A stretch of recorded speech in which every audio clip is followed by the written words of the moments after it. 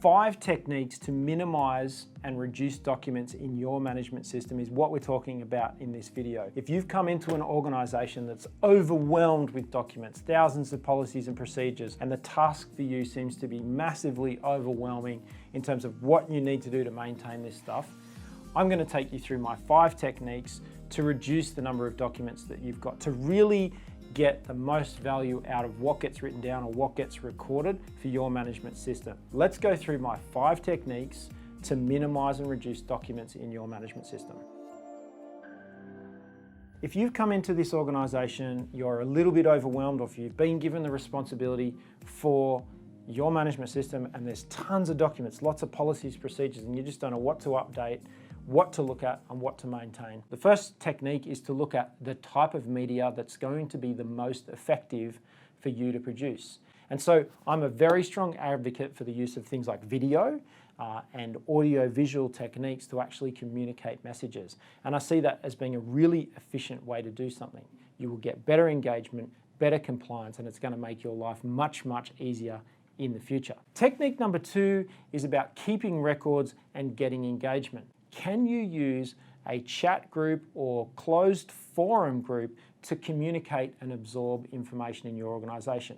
Now, here at Best Practice, we have seen much higher levels of engagement and absorption of information and ultimately compliance, which is gonna, again, make your life easier and you haven't got all these documents to update. Technique number 3, acknowledge competency. High level of skills and qualifications and experience, low level of documents. Low level of skills, qualification and experience, like no skills, high level of step-by-step instructions. I see in the preparation of documents lots of how-to steps, how to do step A, B, C, D, E, F, G, but what the documents often fail to acknowledge is the level of competency, skills and training required by the incumbent of that position. And so you might have very highly skilled and qualified people in a position, but then you write them a step-by-step how-to. And they don't read it, they don't follow it. You're paying them a lot of money with lots of qualifications to figure things out. They don't need a high level of detail in their documents and policies. Now, technique number 4 is really interesting. If you want to do a little Google search after this video, go and have a look at the hierarchy of control.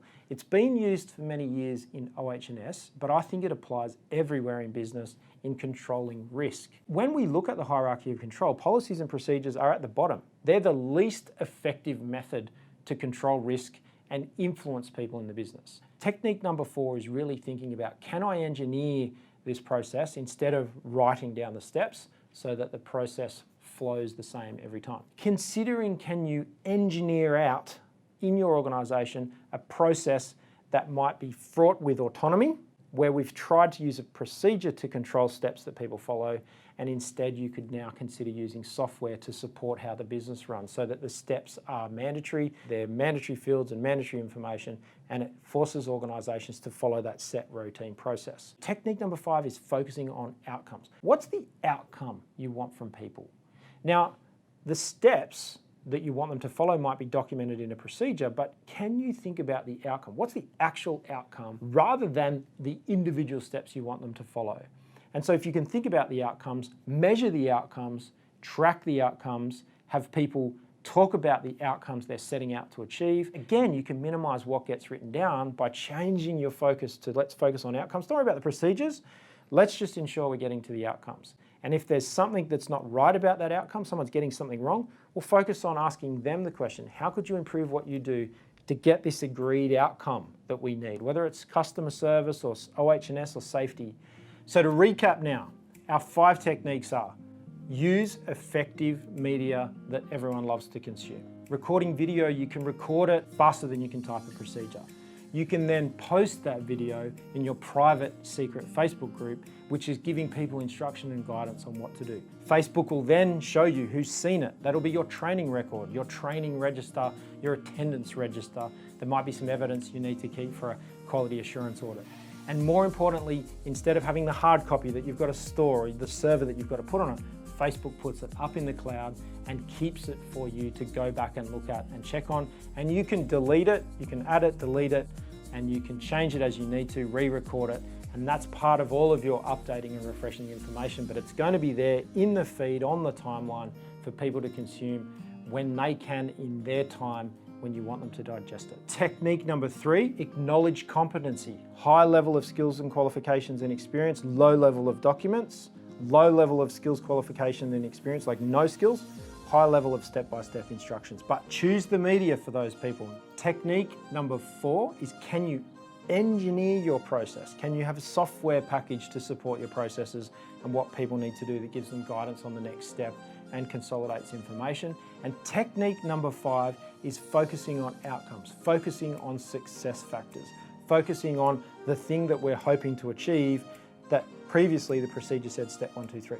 Now, with all of that in place, you'll have, and I'll guarantee it, an organisation that is communicating, an organisation with people consuming and absorbing information and guidance.